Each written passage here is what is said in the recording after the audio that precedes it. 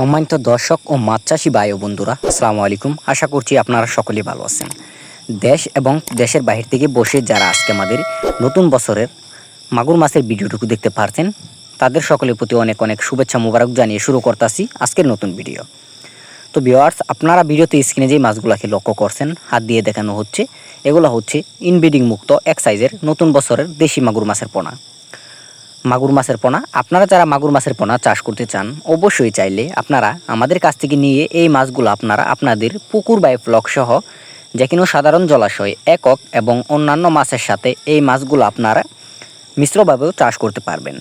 এবং এই মাছগুলোকে যদি আপনারা চাষ করেন, অবশ্যই আপনারা কম সময়ে বাজার উপযোগী হবে, বাজারজাত করতে পারবেন।